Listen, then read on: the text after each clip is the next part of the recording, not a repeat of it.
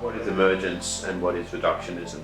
Can everything be described in reductionistic terms? That's a lot of big topics, yeah.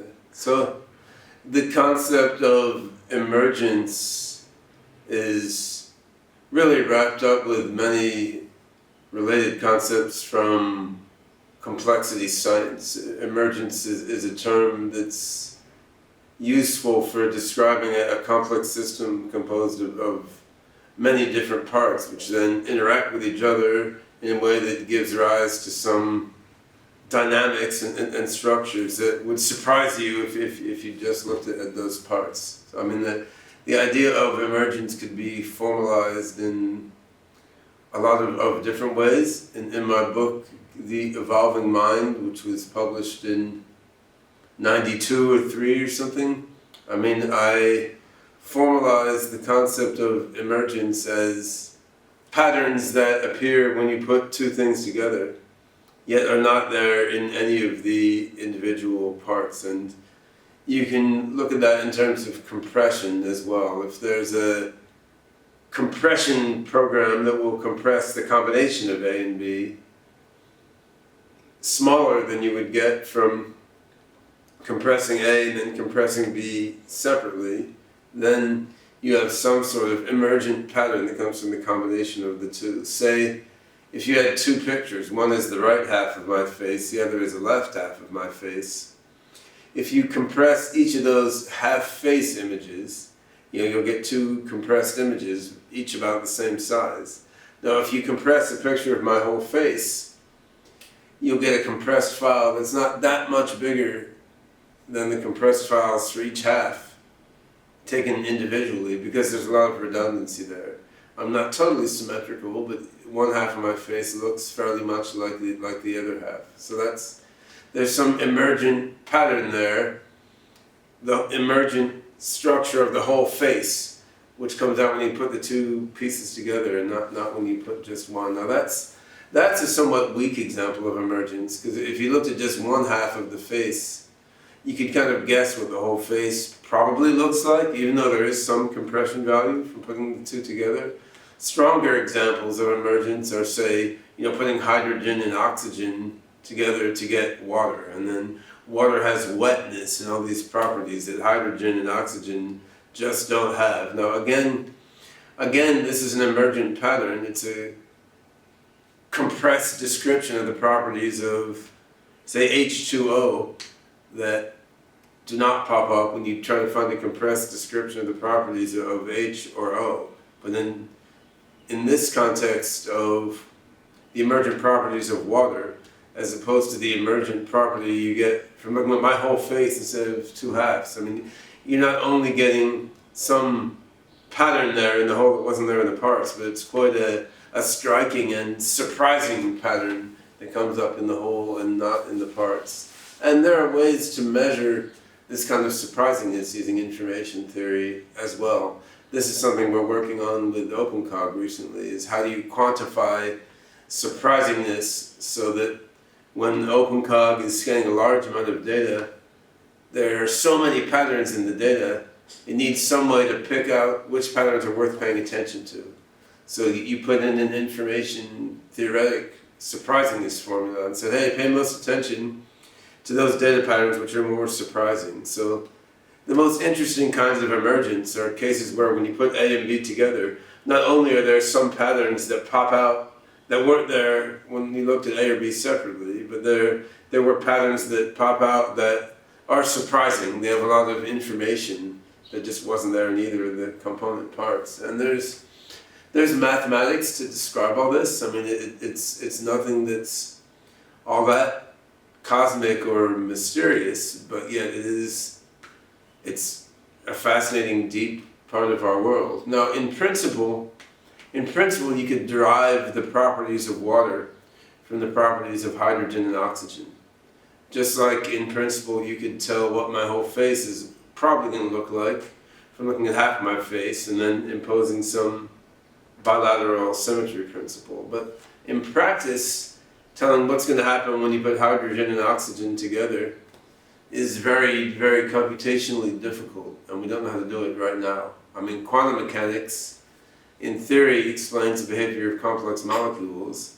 In practice, you can't get like beyond the helium atom with analytical equations. So, in reality, although we have a story about a reductionistic explanation, which could potentially explain the wetness of water based on the properties of hydrogen and oxygen and the chemical properties of your skin when you touch the water.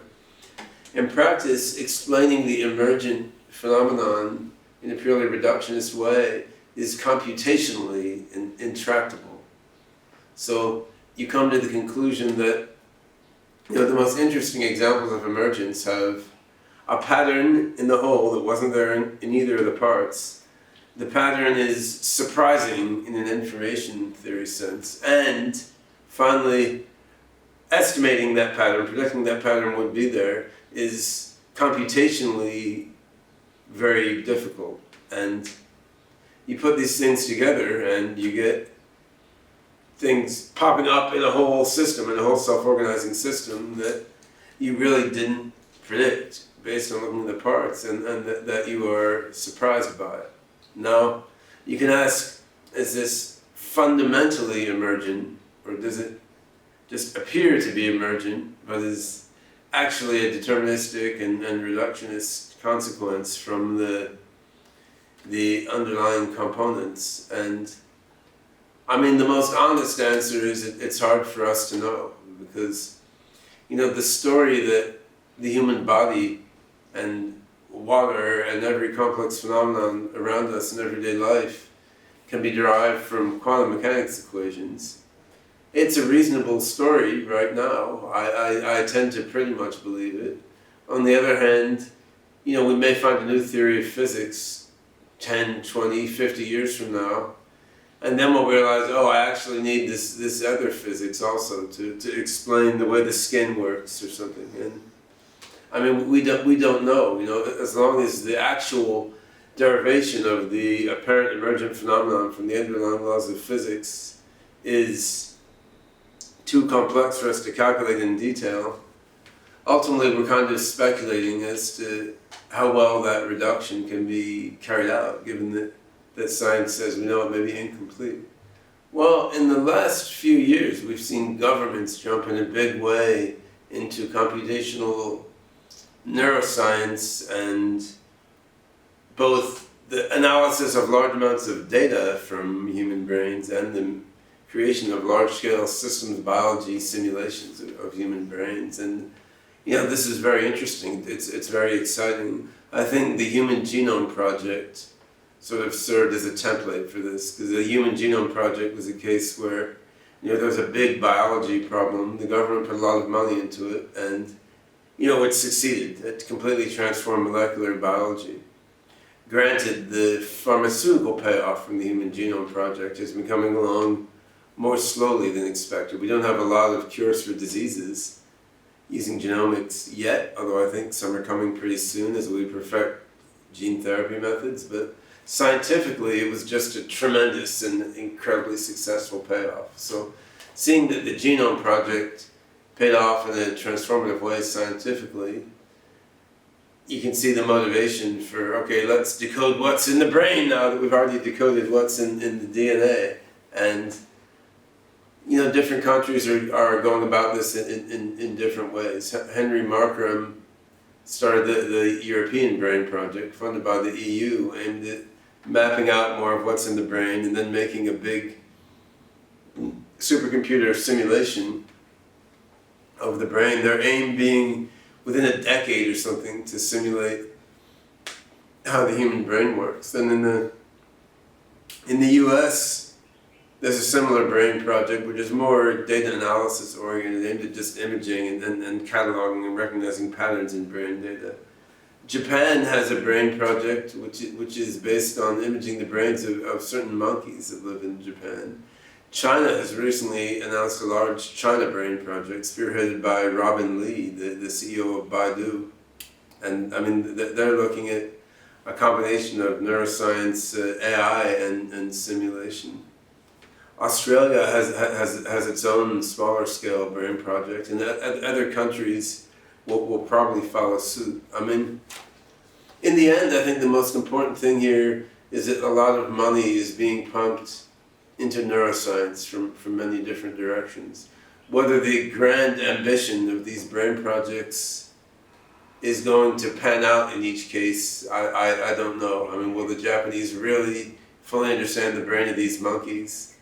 The European brain project seems to be mired in some sort of controversy now regarding whether Markram's approach is really the best way to use all those resources or not. And these things are always going to be a learning process because you're looking at very complex science being conducted over a long period of time, during which learning is bound to happen about what's the best way to do things. But I think just throwing all that money into so many top neuroscience labs is going to lead to a lot of different experimental, theoretical, and simulation discoveries, even if they're not exactly the ones that the projects have set out to discover. So I do think these various government-funded neuroscience projects, they're going to herald a new age in development of neurotechnology. Exactly what form that'll take, we don't know. What I'm personally waiting for is a good way of imaging what's happening in the brain. If you can make a movie of what's happening in the head with high spatial and temporal resolution, and in a way that doesn't involve slicing and dicing or otherwise destroying the head in question, that would have an incredibly transformative impact, both in terms of neuroscience, understanding what's happening in the brain, in terms of simulations. It would give you enough data to build brain simulations, and in terms of more out there possibilities like mind uploading. Because once you could read all the data out of someone's brain over a period of time at a high spatial and temporal resolution, that should give you a data set from which it's possible to induce how that brain operates and then realize it in some other sort of substrate, thus achieving what Randall Konik calls a substrate-independent mind, or a mind upload. So whether all this money focusing on neuroscience is going to lead to a radical revolution in brain imaging, I'm not sure, but that's one of the things I'm hoping is going to come out of all this, alongside other moderately interesting things like a better theory of how the brain works and simulations of different parts of the brain which let us test our hypotheses about how they may work.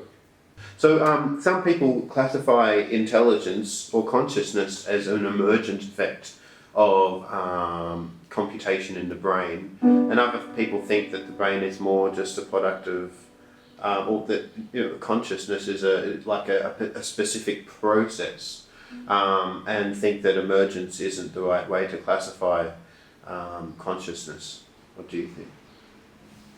Consciousness is one of these words that is almost too general to be useful, since different people mean very, very, very different things by the term consciousness. I mean, I think David Chalmers had a point where he distinguished the hard problem of consciousness as the distinction between the experiential, subjective feel of consciousness and the structures and dynamics of conscious experience in the brain and the cognitive mind. So I mean, I think we're getting more and more and more understanding scientifically of the structures and dynamics of consciousness in the brain and how that ties in with working memory and learning and embodiment, and all that is very, very interesting.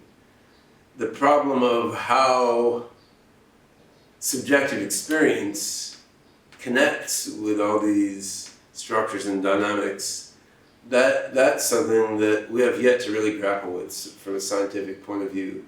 Certainly the neural and cognitive correlates of consciousness, the structures and dynamics constituting the measurable aspects of consciousness, these are heavily emergent. I mean, these involve nonlinear dynamical attractors emerging throughout the brain or throughout the mind of a digital AI system that you're not going to be able to predict easily from the component parts. And I think the dynamic global workspace theory of Bernard Bars and Stan Franklin goes a long way to explaining the infrastructure and the dynamics of consciousness in human brains. I mean, as well as other insights like Tononi's by now famous paper about measuring the degree of consciousness using integrated information derived from information theory. I mean, there's been lots of interesting discoveries about the structures and dynamics of consciousness and what kinds of emergent patterns they really are.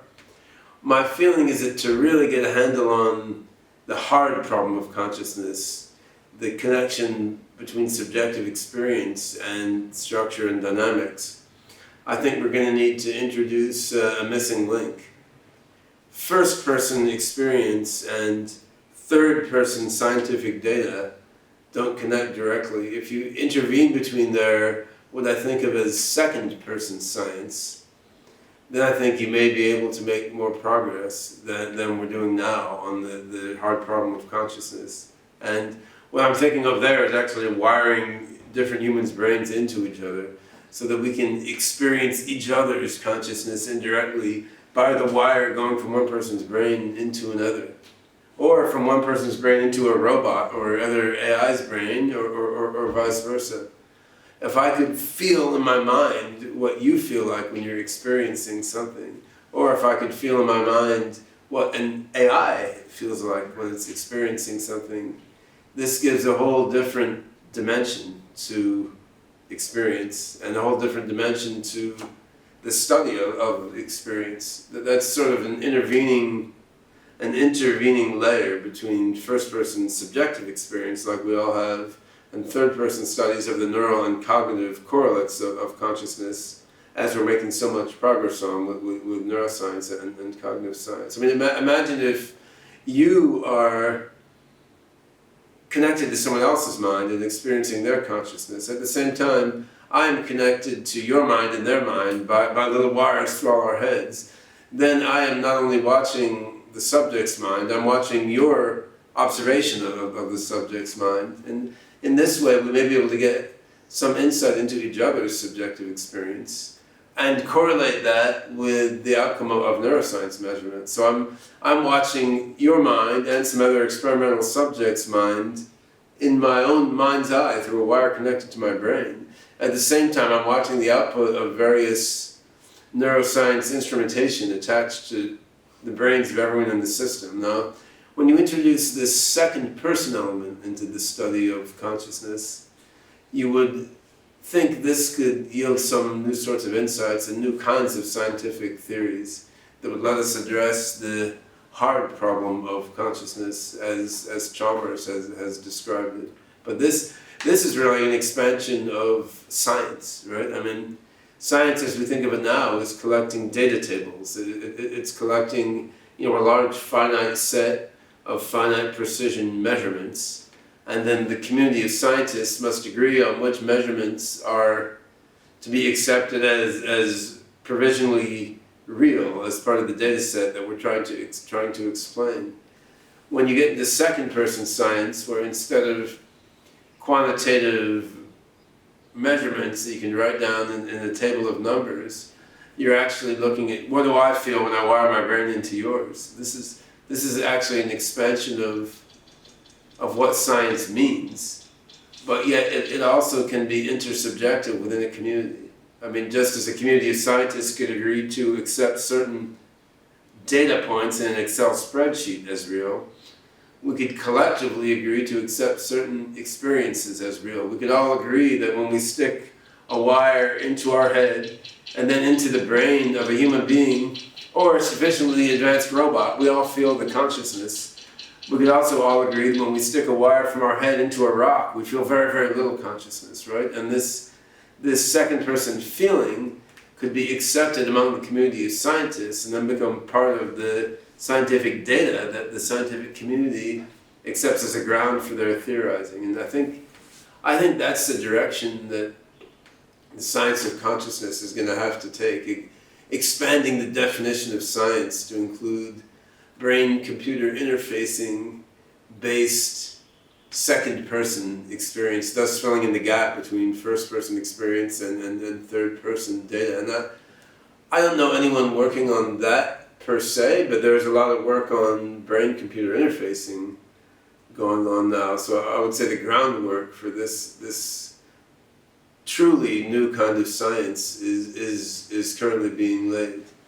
If you were to give somebody like a high bird's eye level view of misconceptions about emergence that reductionists may be confused about, so what emergence isn't that people think it is? I think the biggest confusion regarding emergence comes from the tendency to annoy computational complexity. Someone with a reductionist bent, which describes most scientists today, tends to think if you can predict the collective behavior of a system, in principle, from some underlying layer, then that's that, and there's no point to think about the properties of the overall system as being emergent. But actually it matters whether in practice it's possible to predict the properties of the whole from the parts. If in principle we have a story about how we can predict the properties of the whole from the parts, but that computation to perform that prediction would take a computer bigger than the entire universe, running for longer than the lifetime of the universe, then that is a fundamentally different category than the case where you can predict the properties of the whole from the properties of the parts in practice. So computational complexity actually matters fundamentally. It's not just a detail, and this is a fairly deep point that ties into a lot of different issues. It ties into the quantum theory of measurement as well in some ways. I mean, what does it mean for a system that I'm observing to be decoherent in quantum mechanics, meaning that I should treat it as macroscopic rather than a microscopic quantum system? I mean, ultimately the decoherent system is one that is vastly too computationally complex for me to understand. So I cannot, as a finite mind of a certain size, understand all the complex couplings between some system and its environment. I have to just treat it statistically rather than in detail because of my own limitations as a computing machine. Therefore, I view that as a decoherent and macroscopic system.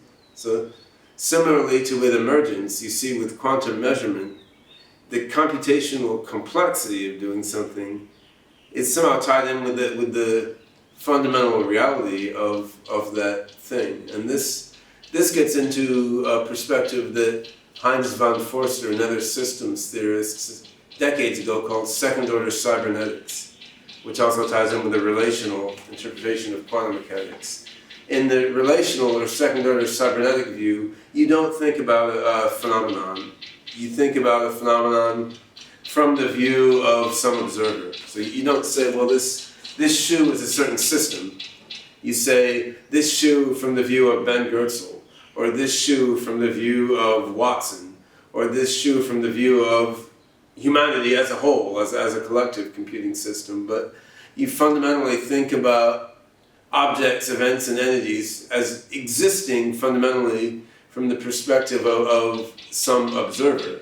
When you look at it that way and take the observer seriously as a real entity rather than just an abstract quantum mechanical observer, then the computational limits of that observing system play an important role. And this ties in with emergence, because you want to see, are the emergent properties of this entity being observed, are they computable from the underlying layer in practice by that observing system, like before it dies and using the resources it can really gather, or are they not predictable by that observing system? Just like when you're asking, should I view this as a quantum or a classical system, that has to do with the relation of that system to the observer and with the computational capability of that observer to observe and understand all the couplings of that system to its environment. So this I think is a shortcoming of the standard scientific view today, which is gradually being overcome.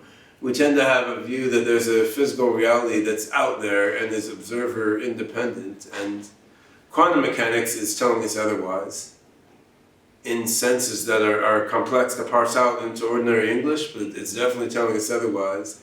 And I think complex system science ultimately is telling us otherwise as well, in the sense that concepts like emergence become confusing when you try to think about them in a sort of fallaciously objective sense, and become much clearer when you think about them in terms of a concrete and specific observer who was analyzing a system and actually doing something like computing the emergent properties from the underlying properties. I mean, it's all very well to say, yeah, in principle, the properties of this system, by some theory I have, should come out of the properties of the parts. But if you look at, can this observing system perform that calculation? Even in principle, can the system perform that calculation given the resources available to it? I mean, that's a different way of looking at it.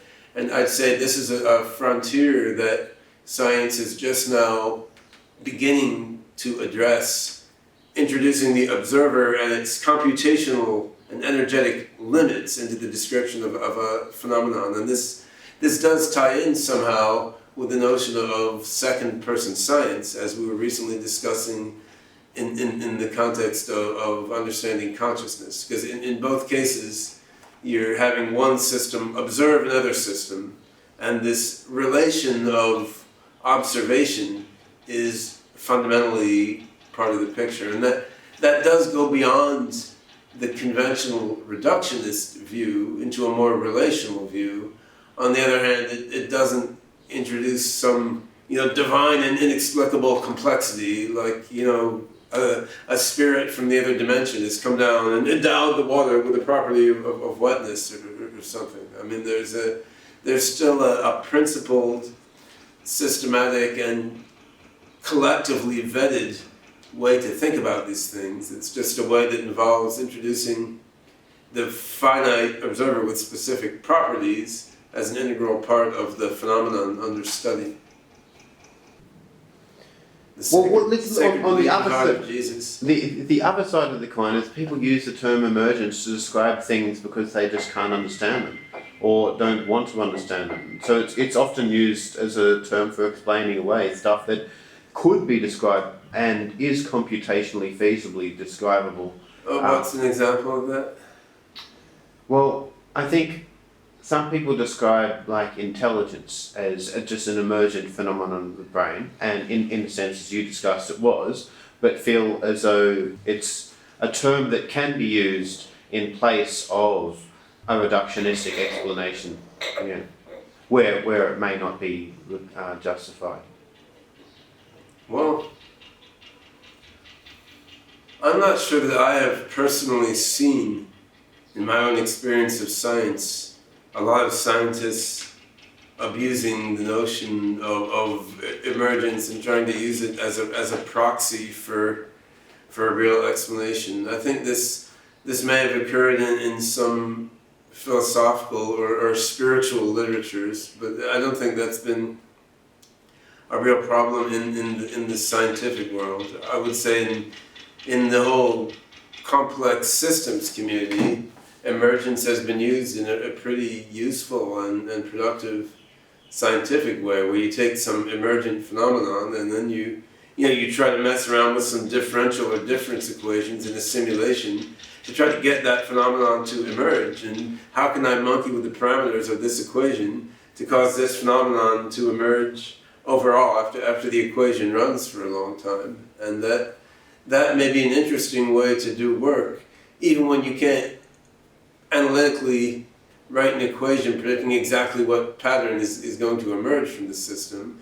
You can still use a combination of math and computer simulation to figure out how to get a certain property to emerge from the system. So I guess I haven't personally run up against people abusing the term emergence and using it to avoid understanding things. I did think in the field of AI, there has been a school of thought that to create an intelligence, you just build a neural network or something, or a cellular automaton, connect the pieces together, connect it to some sensors and actuators, let it roll, let it self-organize, and intelligence will emerge from this network that does its own dynamics, and then you won't understand why or how the intelligence popped out of that system. And I think that was a reasonable hypothesis in the 50s and 60s when neural nets were first invented / discovered.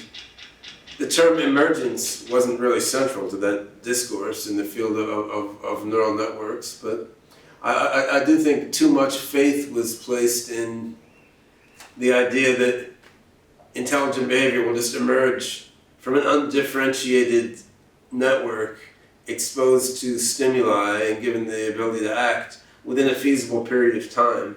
Again, what we have here is an inclination to ignore the realities of computational complexity, because in theory, given the math of Hebbian learning, take a big hunk of neurons, connect them to each other, let the synapses between neurons adapt in their weights, connect some sensors and actuators. Yeah, given enough experience, if that neural net is big enough, it will achieve arbitrarily high levels of intelligence using Hebbian learning, and you could prove that.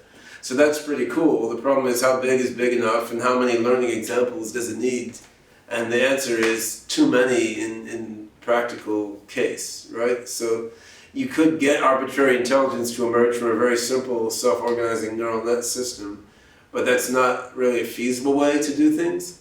So you see the neural net field now is going toward much more structured networks, like stacked autoencoders or convolutional neural nets, that are very specific sort of pyramidal architecture, which has come to be called a deep learning architecture. I mean, when we wrote about this back in the 80s and 90s, and others did before in the 60s and 70s, it wasn't called deep learning then, but these same architectures existed already to do neural net learning with a very specific architecture oriented toward recognizing patterns in data streams. And that line of thinking, which has also been there since the beginning of the AI field, that has come to flourish more than the overall unstructured network. Now, you still have emergence in the sense in that, if you have a bunch of stacked autoencoders and you put some recurrent networks in there, then this deep learning system is emerging complex patterns inside its state, which help it recognize what's going on in an image or a video. And you don't know exactly what patterns are going to pop out of that network based on the data that it's being fed. And to figure out what's going to emerge in that network would be a humongous amount of work. So that in practice, to do that all the time with a deep learning system that's recognizing patterns in the input to some robot or something, I mean, you're not going to be able to do that. So I'd say we still have interesting emergent pattern formation in the more limited and structured neural networks that are being worked with today, as we do inside OpenCog and other AGI systems, which are not neural net based, but are also based on multiple small elements self-organizing together to achieve some goal based on actions and perceptions. You still have emergent phenomena occurring in AI systems today, which are very important to the level of intelligence that we're able to gather them. However, we're not relying as heavily on spontaneous self-organizing emergence as some people thought that you could do a few decades ago. Instead, what we're seeing now is, first you build a specifically structured system, and you have to be pretty clever about it, as in a convolutional neural net or stacked autoencoder or other deep learning algorithm, or a system like OpenCog, which combines probabilistic reasoning, evolutionary learning, nonlinear dynamic attention allocation, and deep learning-based perception. You architect something with a lot of thought, then you let it go on sensors and actuators and experience, and then you see what patterns emerge within its internal knowledge network and what self-organizes within it. So you still have the magical emergence of intelligence, which in practice you can't predict in detail, but that emergence is built on top of a layer of fairly well thought out structures. And I think that's what happened in the evolution of the human brain and body. I mean, the brain has very specific parts with different architectures, different kinds of neurons, different distributions of neurotransmitters. I mean, the hippocampus is not the cortex, the auditory cortex is not the olfactory cortex, the thalamus is its own thing, connecting with the cortex in different ways. So all these different parts of the brain are carefully honed and intersect with each other in very specific ways. Yet, you still have complex, self-organizing, emergent dynamics coming out of the entire system. And Of course, in the biological world, you have another level of emergence beforehand, and the evolution itself is a complex, self-organizing, ecosystem level dynamic, which gave rise to the complex, self-organizing brains and bodies that we have. And whereas with engineered minds, or engineered narrow AI systems, like current deep learning systems, they're using rational engineering-based thinking to arrive at a system within which self-organizing emergent dynamics will occur, rather than, as occurred in nature, having a self-organizing emergent ecosystem spawn a self-organizing emergent mind, and then, before that, a self-organizing, emergence-oriented prebiotic soup, even spawning the ecosystem in the first place. So we've got emergence and self-organization of multiple layers in nature,